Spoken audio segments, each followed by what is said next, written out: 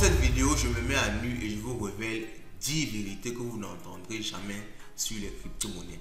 Personne ne vous dira ça, aucun influenceur crypto, personne. Dans cette vidéo, je vous révèle ça en exclusivité. Allons-y, let's go. Oh!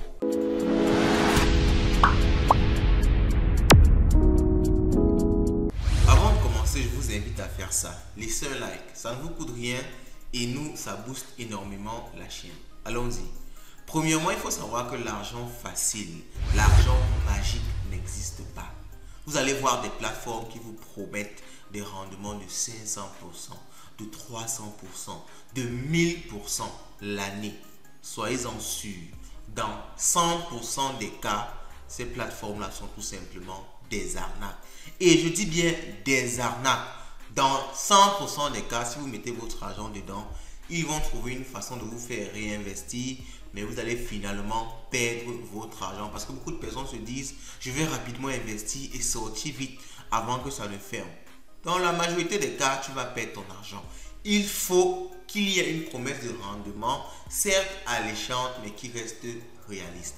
Et je le dis souvent ici, à plus de 10% l'année, soyez-en sûrs, vous êtes presque sûr d'être dans une arnaque et de perdre votre argent. Donc lorsque vous voulez investir dans n'importe quel projet crypto, rassurez-vous que l'intérêt, le rendement ne dépasse pas les 10%.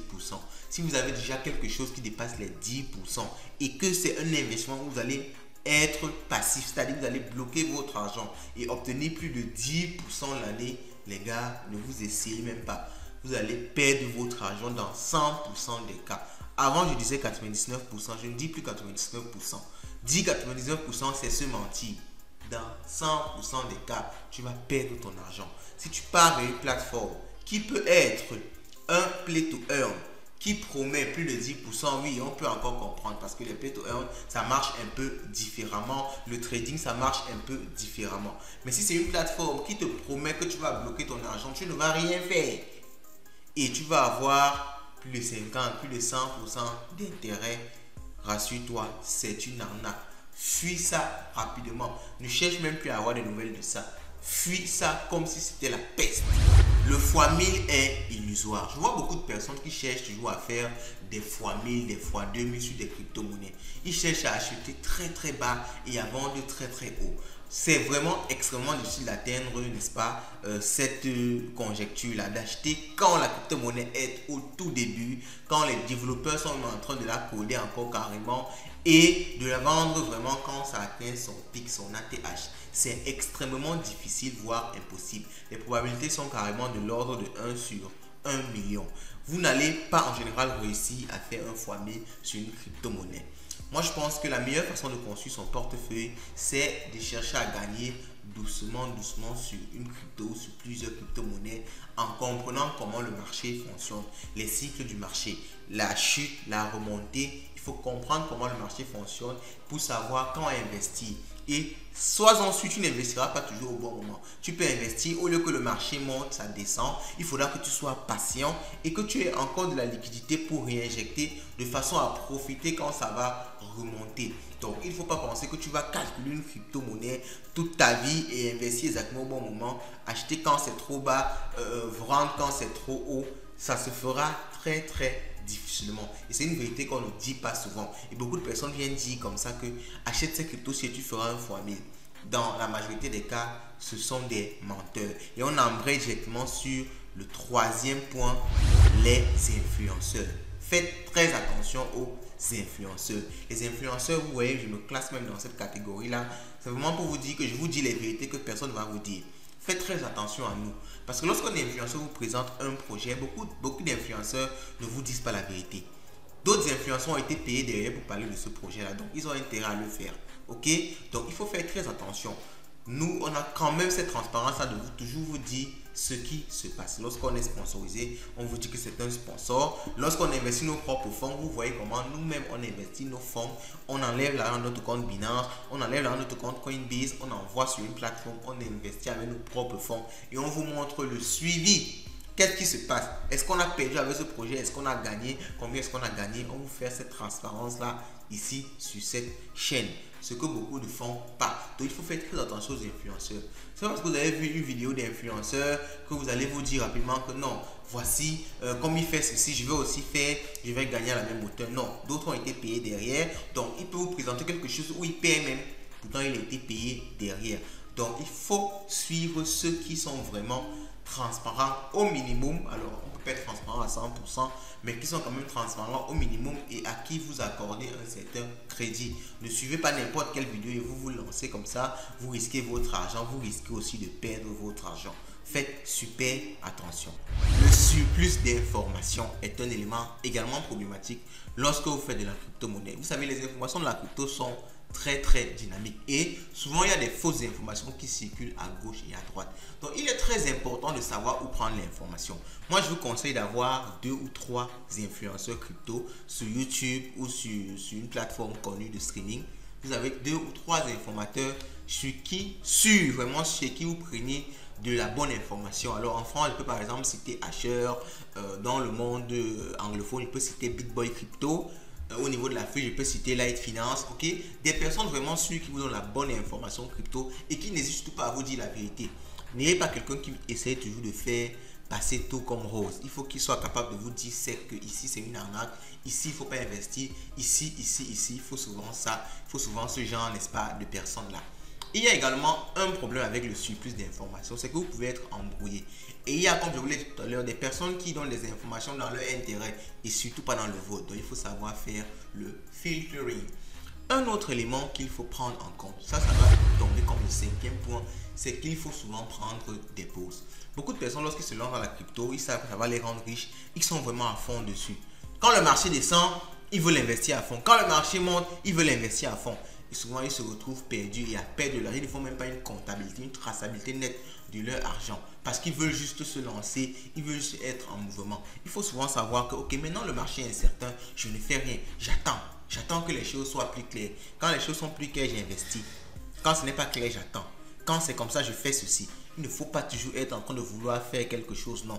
Il faut souvent savoir s'arrêter un coup et dire que, ok, maintenant, je observe le marché et je ne fais rien du tout. 6e vérité, le refus d'apprendre la tokenomics. Beaucoup de personnes fuient la partie technique dans la crypto-monnaie. Et pourtant, les cryptos, ce ne sont pas des actions. Il y a beaucoup de techniques dans les crypto-monnaies.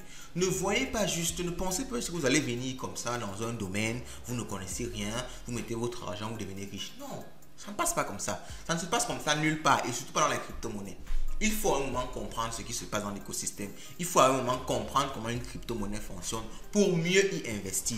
Il faut comprendre la tokenomics d'un projet. Quand on parle de tokenomics, on parle de l'économie du projet. Combien de pourcentage sera alloué à tel? Quand est-ce qu'il y aura un token unlock? Un token unlock, c'est lorsqu'on débloque une certaine quantité de tokens sur le marché. Ça fait en général que le prix de la crypto va chuter. Si vous n'avez pas ce genre d'informations là, si vous ne connaissez pas comment ça marche, vous allez rester un jour, vous allez voir que votre crypto a chuté sans même comprendre pourquoi. Et pourtant, quand vous avez ce genre d'informations là, vous savez que ok, il y aura un token unlock dans un mois, ça veut dire que le prix va chuter, je vais commencer à acheter. Vous voyez un peu. Donc c'est ça qui fait la différence entre quelqu'un qui est bien, qui s'y connaît dans les crypto-monnaies et quelqu'un qui tâtonne comme ça. Il faut comprendre la économique des projets pour mieux investir dans les projets. Alors maintenant, il y a également un point sur lequel il faut éviter de s'embrouiller. La diversification abusive. Il y a des gens qui aiment trop se diversifier. Lorsqu'ils ont dans les crypto-monnaies, il y a tel crypto, il veut investir. Il y a Ethereum, il veut investir. Il y a Matic, il veut investir. Il entend parler de Bitcoin Cash, il veut investir. Il entend parler de PP Coin, il veut investir. Non. Même si un projet fait x1000, c'est en général pas le moment d'investir là-bas. Il faut prendre le temps d'analyser beaucoup de projets et de se concentrer sur quelques pépites que tu as pu repérer. Tout ceci, bien sûr, en comprenant comment ça fonctionne. Tu arrives à repérer des pépites, tu sais que, ok, cette crypto-monnaie, si je me lance là, dans 1, 2, 3 mois, ça va faire un bon pourcentage. Ça peut faire 1 x 2, 1 x 3. Je me concentre sur ça. Si j'entends parler de PP Coin qui a fait 1 x 1000, tant mieux pour ceux qui ont investi là tôt. Mais toi qui investis dans ton petit projet aujourd'hui, sur lequel tu as bien fait ta recherche, sache que, autant pour moi, ce terme-là, ça dit souvent chasse, sache que dans 6 mois, dans 1 an, ça peut être toi qui va faire ce x1000 là. Ou alors, ceux qui ont fait fois 1000 sur PP, tu ne sais pas depuis quand ils fait le projet. Donc, il faut faire super attention. C'est parce que tu entends une nouvelle qui dit que quelqu'un a fait fois 1000 que tu dois directement partir chercher à investir aussi dans cette crypto-là. Tu vas en général trop te diversifier et finalement même perdre de l'argent.